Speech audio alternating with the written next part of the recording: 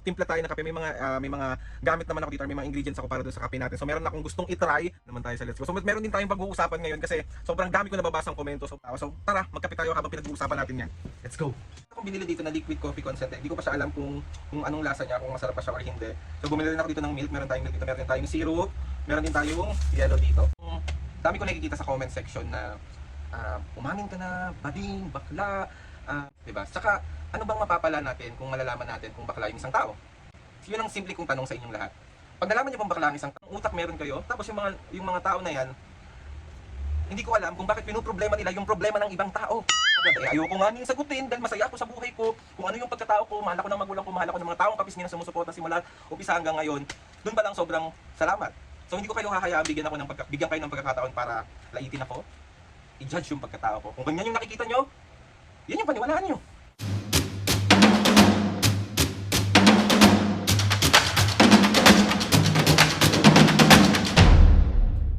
What's up mga kapisngi? For today's video, another vlog na naman yung gagawin. So itong vlog na to mga kapisngi, samahan nyo ako today kasi nga tinatamad ako lumabas pero gusto kong magkape. So ayoko munang humarap sa maraming tao, ayoko munang makipag-usap. Ewan ko, may ganun akong ugali na sobrang bilis maubos talaga ng energy ko. So ngayon, nandito lang ako sa bahay, tapos si Mami at Papu nandun nakatambay na naman, nakakaloka. Tapos ngayon, magtimpla tayo ng kape. May mga gamit naman ako dito or may mga ingredients ako para dun sa kape natin. So meron akong gustong i-try at meron akong binili. So tara, let's go na. Ayan na naman tayo sa let's go. So meron din tayong pag-uusapan ngayon kasi sobrang dami ko nababasang komento, sobrang dami kong sobrang daming judgmental na tao, sobrang daming mapanghusgan tao, sobrang daming taong hindi maging masaya para sa ibang tao. So tara, magkape tayo habang pinag-uusapan natin yan. Let's go! Yun na nga mga bis ngayon, let's go na. Magtimpla na tayo ng ating kape. So kinuha ko na yung baso ko dito. Meron pa akong straw. So ayan, meron akong straw dito. Malinis ba to?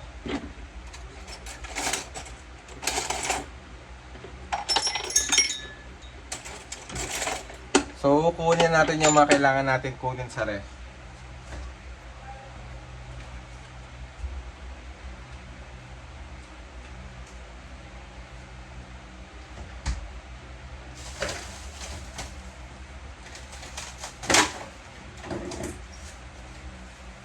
So, ito na yung mga kakailanganin natin para sa ating kape. So, ayun. Magwawala. So, meron kasi akong binili dito na liquid coffee concentrate. Hindi ko pa siya alam kung anong lasa niya, kung masarap pa siya or hindi. So, bumili rin ako dito ng milk. Meron tayong milk dito, meron din tayong syrup, meron din tayong yellow dito. So, ayun na nga, syempre, meron lang akong gustong pag-usapan kasi ewan ko, sobrang dami ko nakikita sa comment section na umamin ka na, bading, bakla, amoy na amoy ka namin, parang hindi ka pa umamin, ganyan, bla bla bla bla bla. Alam nyo guys, wala namang masama kung bading or bakla ang isang tao, diba? Tsaka, ano bang mapapala natin kung malalaman natin kung bakla yung isang tao? So, yun ang simple kong tanong sa inyong lahat. Pag nalaman nyo bang bakla ang isang tao, anong mabe-benefits nyo? Anong makukuha nyo? Diba, alam nyo guys, wag nyong ugaliin na paaminin yung isang tao kung hindi pa sila ready. In general. So, ako, hindi ko siya gustong sagutin. Kasi nga, parang binigyan ko ng opportunity yung mga tao na malaman kung ano talaga yung totoo kong pagkatao. So, what if guys? What if totoo? Anong mangyayari? Anong mangyayari sa inyo? 'Di ba? Ganun lang naman kasimple 'yon. Alam nyo, wag kayong mang-judge ng tao. Guys, 2026 na. Yung mindset natin, may mga nakikita, marami ako nakikita sa comment section na pading ka, umamin ka na, bla bla bla bla bla bla. Alata ka na namin, ganyan. 'Di ba? Wag niyo i-out yung isang tao kung hindi naman kayo sure at maging masaya na lang kayo kung anong meron siya. Ganun lang naman kasimple 'yon. 'Di ba? Hindi ko alam kung anong utak meron kayo. Tapos yung mga tao na 'yan, Hindi ko alam kung bakit pinoproblema nila yung problema ng ibang tao. Diba? Ganun lang naman yun. Eh ano kung pwedeng? May magko-comment na naman dyan. Bakit hindi mo sagutin? Bakit ganyan? Dami pong pang bla bla. Eh ayoko nga niyang sagutin dahil masaya ako sa buhay ko. Kung ano yung pagkatao ko, mahal ako ng magulang ko, mahal ako ng mga taong kapisngi na sumusuporta simula umpisa hanggang ngayon. Doon pa lang sobrang salamat. So hindi ko kayo hahayaan bigyan kayo ng pagkakataon para laitin ako. I-judge yung pagkatao ko. Kung ganyan yung nakikita nyo, yan yung paniwalaan nyo. Diba? Kung ano yung gusto nyong paniwalaan, hindi ko na mapipigilan yun. Ganun lang naman kasimple yun. So magtimple na tayo. Unahan natin yung meron tayong ice na may water. Ice na may water. Apaka. Meron tayong glass with ice dito. So let's make some coffee. Nang let's. Yan na naman. Pag ganun yung mga salita, may charis. Bading. Ganun agad. Bading.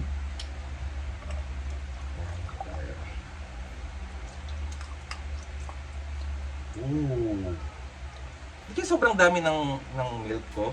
Piling ko sakto lang siya. Wait lang. Kailangan ko ng thumbnail.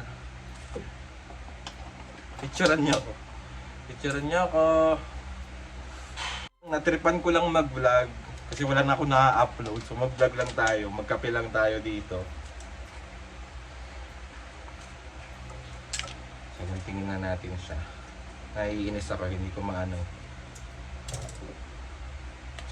Pero kasi ito, parang vanilla black yung nakalagay. So, feeling ko may vanilla na to. Tapos 10 times concentrated na rin siya. Just add hot or cold water. Pero ako, milk yung nilagay ko. So, tikman muna natin siya ng walang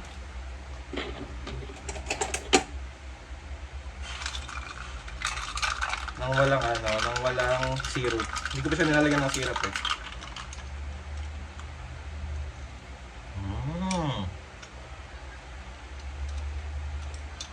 Matapang siya.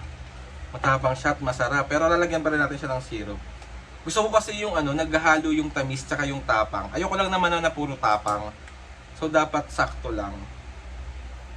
Meron ako ditong binili ko sa 7-Eleven na caramel syrup. So naglagay ako ng onte. So tikman na natin.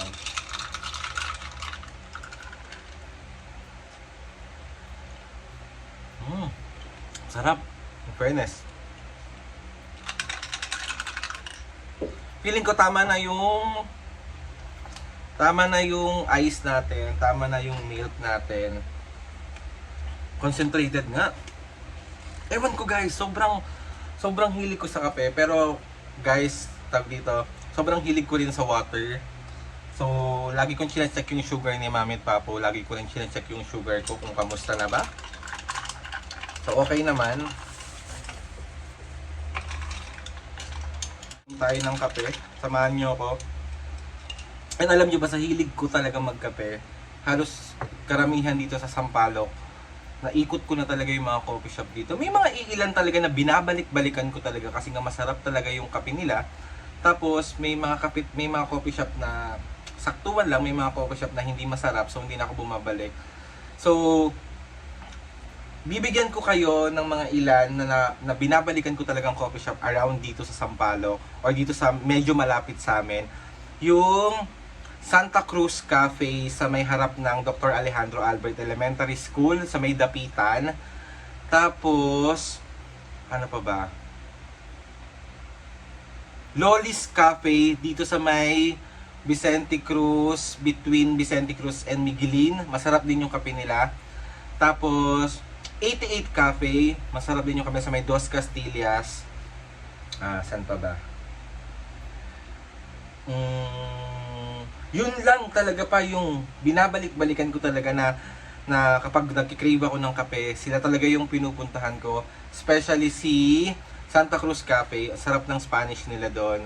Tapos si 88 Cafe, ang sarap ng salted caramel salted caramel nila doon. Sa Loli's Coffee naman, gusto ko din yung timpla ng Spanish latte nila. Tapos mga banda doon na medyo banda doon na sa malayo-layo ng onte. Bon Cafe, masarap yan. Sa labas lang din yung coffee shop nila. Isa rin yan talaga sa sobrang binabalik-balikan ko talaga na kapihan.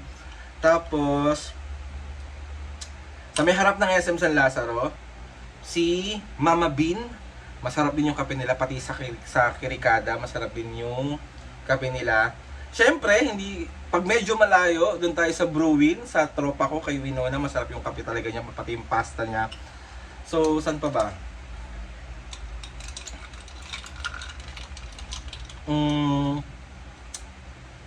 Yan pa lang naman, yung talagang sobrang solid at marerecommend ko talaga sa inyo kapag nagawi kayo dyan, tikman nyo yung kape nila, super sarap. Hindi po to pinapromote or hindi naman, wala tong bayad, talagang nagkakape po talaga ako doon. Kahit pumunta kayo doon, tanungin nyo, nagkakape talaga ako doon ng sobra-sobra talaga. So, sa totoo lang, pinagtatapon ko na yung mga promo card ng mga coffee shop dito sa Sampaloc. Tinira ko lang yung mga gusto ko talaga na kapihan. So, ayun, sarap ng kape. Sarap ng timpla ko.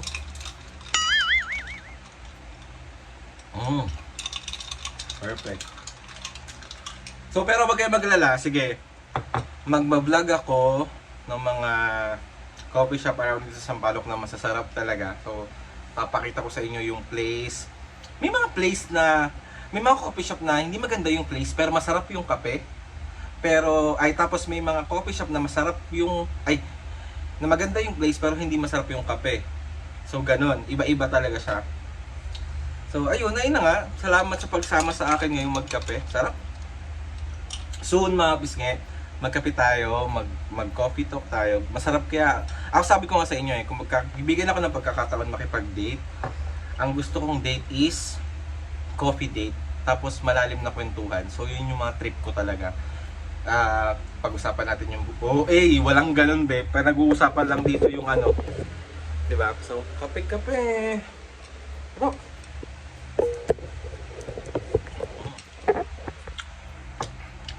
Ano pa ba? Ayun. Balik tayo dun sa topic natin kanina. Hindi ko kayo pipigilan kung yan yung nakikita nyo, kung pakiramdam nyo, ganun ako. So, nasa sa inyo na po yun. Hindi ko na po kayo pipigilan doon. Pero ang gusto ko lang sabihin sa inyo, mas maging mabuting tao tayo. Mas maging marespeto tayo sa kapwa natin tao. Kasi ako, wala akong ibang ginusto kundi pasiyahin lang kayo lahat. So, kung kayo, lalaitin nyo ako, i-judge nyo ako, sasabihan nyo ako ng kung ano-ano, nasa sa inyo na po yun. Kasi sa totoo lang, hindi naman po ako magdadala nun, kayo po yun. Kung ganun po yung nasa isip nyo, yun po yung paniwalaan nyo, kung yun po yung nararamdaman nyo, okay lang naman din po. Pero para sa akin, hindi mahirap maging mabuting tao. Hindi mahirap rumispeto sa kapwa natin tao. Walang bayad yon, libre lang yon.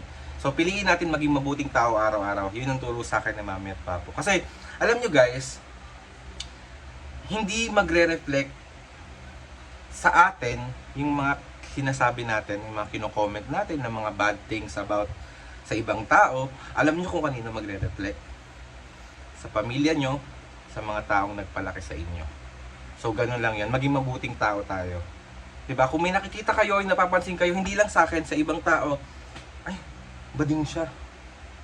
Hindi mo na kailangan, bading ka ba? Hindi mo na kailangan tanungin na ganun. Kung yun yung, hintayin mo siya ang magsabi sa'yo, uy, bading ako. Uy, pero, may mga normal lang naman sumagot. Pag ginanong, yes, oo, ganun. Diba? Yung iba, hayaan nyo sila. Diba? Hayaan nyo sila. Huwag kayong mag-out ng mga tao, lalo na hindi nyo kilala, hindi nyo close. So, ganun lang yun mga pisngi. And ayun, maraming salamat po sa pagsama sa akin today. Magtimpla ng kape na may pinag-usapan naman tayo, di ba? Na meron na ako mga recommendations sa inyo ng mga coffee shop around dito sa may area ko na malapit, na masasarap talaga. Sa mga hindi ko nabanggit, basta yun talaga. Masarap talaga yung mga nabanggit ko. Dahil lang gusto ko magpasalamat kay Lord sa maraming blessing. Salamat sa mga ates and kuya. Salamat sa lahat ng mga kapisigi na sumusuporta simula umpisa hanggang ngayon. Sobra po ako nagpapasalamat sa inyong lahat. Please subscribe to my YouTube channel and click the notification bell para lagi kayo updated sa mga videos namin. Kapag meron kayo gusto suggest ng mga vlog, challenges, prank, DM nyo lang ako. And try natin lahat gawin yan. So, ayun na nga mga kapisngi. See you on my next vlog.